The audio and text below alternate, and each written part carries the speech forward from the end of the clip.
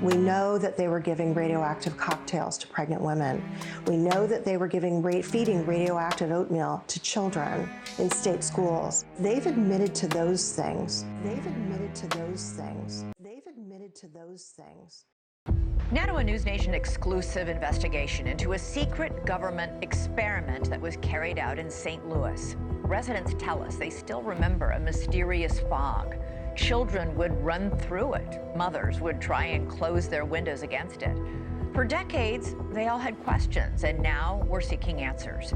The United States Army now admits that it sprayed a chemical that contained cadmium, a known carcinogen, on a neighborhood of more than 10,000 people. Critics say this was done with no warning and no consent.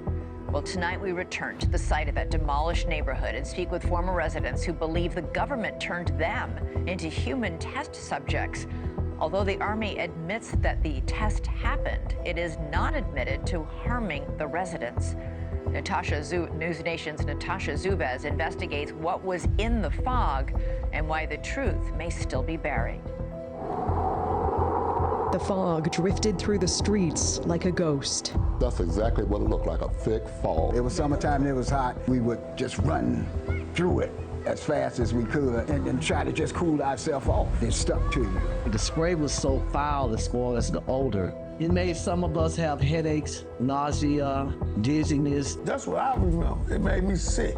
It wasn't the weather. It was an eerie smoke descending from rooftops, rolling from the backs of trucks. Regular flatbed truck, but it had a big machine on the back. And it had a big nozzle that really sprayed a fog you couldn't even see through. It was that thick. And it really, we felt it as it would adhere to our skin. And as far as the guys on top of the buildings, they tried to portray them to us as maintenance workers.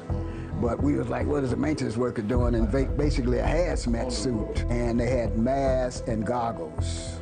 In the 1950s and 60s, in secret, the U.S. Army sprayed zinc cadmium sulfide into the air of a St. Louis housing project, a largely black neighborhood called Pruitt-Igoe. It was a lose-lose situation for us in Pruitt-Igoe. We were subjects.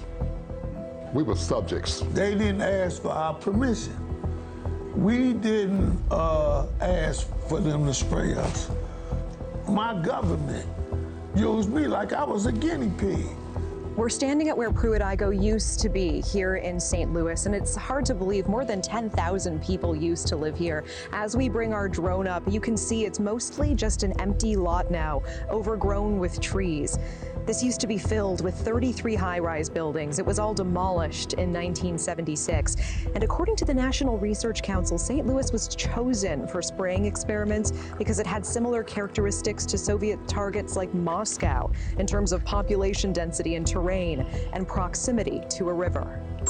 The government now admits to a secretive series of Cold War tests, including one dubbed large area coverage. More than 30 tests conducted across the U.S. and Canada, spraying zinc cadmium sulfide from planes, rooftops, and vehicles to simulate how a biological attack might spread, all to prepare for potential warfare against the Soviets. Many of us been in the military and had top secret clearances. We know how it works. We have died for America.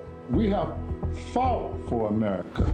You are a veteran. I am United States Air Force veteran. Dr. Starks, you're a veteran as well, isn't Yes, I am. I'm an Air Force veteran also. Is there a sense of betrayal here? Definitely, definitely. They want to know if those secret tests have anything to do with what they're observing with their own eyes. I lost my two older siblings to cancer. I lost a brother last month. I've been diagnosed recently with a rare form of lymphoma. I had cancer of the left kidney, had partial removal of my left kidney. News Nation reached out to the Army for answers. They provided a one-page response. It says the Army's own Center for Health Promotion and Preventive Medicine investigated in 1994 and found inhalation exposure would not pose a health risk. They also cite later corroborating reviews, including a 1997 review by the National Research Council. Perhaps they assumed we wouldn't read the NRC's 380-page report, but we did, and the Army's statement doesn't show the full picture. In that 1997 review, the National Research Council explicitly says repeated exposure to zinc cadmium sulfide can cause kidney or bone toxicity or lung cancer if levels are high enough. And they admitted they couldn't fully assess the risk. Why? Because some Army records remain classified, it says, for national security reasons. More troubling, key Army exposure records were missing. And when the NRC asked the Army to supply them, the Army said it couldn't find them. Finally, the NRC considered conducting its own study, but concluded it wasn't feasible. In short, it did not test the site, collect samples, or test residents, and they didn't have access to all the data. Their review was based on what the Army gave them, and what the Army either could not find or withheld.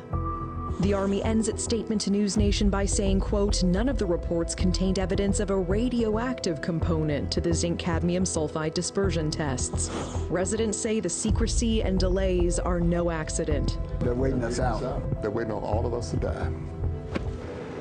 But that's not even the whole story, as residents demand to know what else could have been in that spray. They have not come clean with what was in there. Do you believe that it was just zinc cadmium sulfide in that spray? No. No. We go to the source, a researcher who has spent decades declassifying government documents about these tests. Do you believe the U.S. government sprayed some kind of radioactive material on the residents of St. Louis? I believe that they did. And the government's surprising response to our request to declassify information. I mean, what the hell? Plus, renowned activist Erin Brockovich weighs in. Do you think there's been a lie here, a cover-up here? It sure looks that way. Residents are asking for an apology from the government for being experimented on. They are asking for compensation, for health studies for themselves and their children. They're also asking for transparency. They want the government to release all the documents about the spraying. So, Elizabeth, tomorrow night on your show, we will go on a journey to try to declassify the one government document that a key researcher tells us she has never been able to expose. And we take the investigation to Erin Brockovich. For the residents still here, still fighting, the question is whether they will get any answers before it's too late. Elizabeth. Well, they have a better chance of it with you on the case. Natasha Zuvez, thank you so much. In part one of our News Nation investigation last night, we uncovered a mysterious fog that once drifted through a St. Louis neighborhood, one that residents still remember decades later. It made some of us have headaches, nausea, dizziness. They didn't ask for our permission. We didn't ask for them to spray us. My government used me like I was a guinea pig. They're waiting us out. They're waiting on all of us to die. The government admits it sprayed a chemical that contained cadmium, a known carcinogen. Critics say without warning and without consent. They sprayed it on a neighborhood of more than 10,000 people, but now years later, residents are getting sick, some with rare forms of cancer, and they're asking what else might be hidden from them. Specifically, what else could have been in that spray? The News Nation's Natasha Zuvez picks up the investigation from here. We're on our way to meet with a researcher right now who has dedicated her career, decades, to declassifying documents and trying to figure out what exactly happened here in the city of St. Louis and what exactly was in that spray. Across the country, the government conducted secret Cold War experiments in plain sight. It was so secretive that we're really just now sort of digging out from underneath this to try to understand the scale of it. And Dr. Lisa Martino-Taylor helped uncover many of them. We know that they were giving radioactive cocktails to pregnant women. We know that they were feeding radioactive oatmeal to children in state schools. They've admitted to those things, and they won't release the material related to St. Louis. It's true. American children in state-run institutions like the Fernald School were fed radioactive oatmeal as part of studies by MIT sponsored by the Atomic Energy Commission. You can see some of the documents Dr. Martino Taylor worked to gather and declassify on MIT letterhead describing experiments on human subjects. The children, some of them orphans, were told they'd be joining a science club. They were promised a quart of milk a day, a trip to a baseball game, to the beach.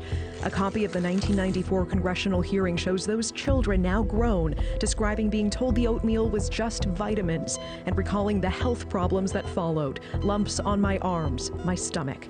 Pregnant women were also unknowingly given radioactive iron at top hospitals in Tennessee and California to study how radiation crossed the placenta, some later reporting miscarriages, illness, or birth defects. A class action lawsuit resulted in a settlement in the 90s.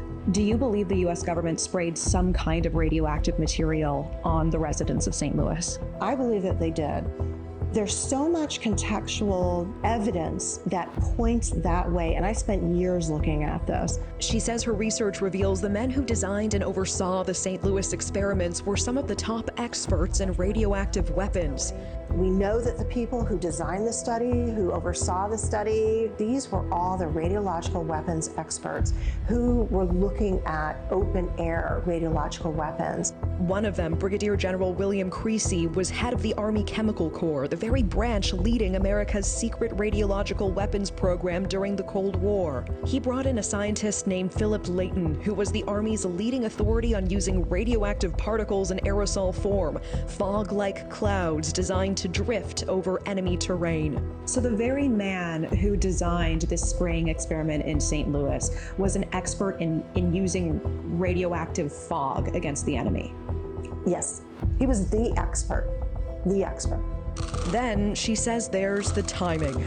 They were looking for a city to test their offensive weapons program. They wanted to do it. They expressed this in documents. St. Louis was their chosen city. That was their analog city to Moscow. And they wanted to do this in 1953. They showed up in 1953 in St. Louis. But there's one document Dr. Martino Taylor has never been able to unearth. It's still classified. The Joint Quarterly Reports detail the spraying experiments, all written by Layton himself. The last one is missing. It's called Joint Quarterly Report 5, and we tried to get it. Our team filed a Freedom of Information Act request on May 5th of 2025. By law, the government must respond to a FOIA within 20 working days, but it's been more than 3 months, with multiple follow-ups, nothing. The silence is what's called a constructive denial, and renowned activist Erin Brockovich says it reminds her of cases where the truth was hidden. So Erin, what is your reaction to this News Nation investigation? Did this shock even you? Absolutely. I think my comment was, are we WTF the kidding me? I mean, what the hell? It's awful. I mean, the biggest thing, and I've learned in 30 years, is it's always the cover-up that enrages people, that hurts people. And I've learned that communities can handle the truth. What they don't handle and where they'll tip a scale is the lie. So this has been a cover-up, and I think that modern-day agencies owe it to them. The truth. Do you think there's been a lie here, a cover-up here? It sure looks that way. Our investigation now drawing attention from lawmakers, including Congressman Wesley Bell of Missouri. When American citizens have been impacted and exposed to chemicals specifically because of the federal government, I think that we should do, as Democrats and Republicans, we should all do the right thing, make certain to make these folks whole again, get them the compensation they deserve and the treatment that they need and also deserve. It can happen to you. Don't get duped that it can't happen to you. We didn't think it was gonna happen to us. We was babies, kids. It can happen to you too. Representative Bell is now fighting to get Pruitt-Igoe included in the Radiation Exposure Compensation Act. That would provide payouts to Americans who can prove they were exposed to radiation during the Cold War. But for Pruitt-Igoe residents, there's a catch. Because key records remain classified, they haven't been able to prove what they were exposed to. What do you want everyone to know about what happened here? The truth. Whatever the truth is, we want to know the truth. I don't think we're getting it now. In the meantime, residents say all they can do is wait, hoping someone finally listens. When will you give up this fight? Never. Till I'm cold and dead and buried in my grave. And Elizabeth, we asked the Army point blank, was there a radioactive component to that spray? It's interesting that they didn't just say no. Rather, they said, quote, none of the reports contained evidence of a radioactive component, pointing us to reports like a review by the National Research Council. But Elizabeth, a close read of that report shows even the NRC admitted they could not fully assess the risk of the spraying, because when they asked the Army for key records, the Army replied the documents were either classified or they were missing. The Army could not find them. And Elizabeth, I have to tell you, these residents feel the government is waiting them out. The people you just heard from last night and tonight are the ones who are still here, who are well enough to speak. One woman we were supposed to meet with died before we could get to her. She was suffering from multiple cancers. Her daughter asked us to keep going, and we will keep pushing for information, including those classified documents, Elizabeth. All right, Natasha Zuva, stay on the case. Thank you so much for that investigation. What's your thoughts? Please be respectful with your comments. Also, please click the like, click the notification bell, and subscribe to this channel. Listen, Genesis chapter 11 verse 10 explains the genealogy of Shem. Shem was a black man in Africa. If you repeat this back, Genesis 14 verse 13, Abraham steps on the scene.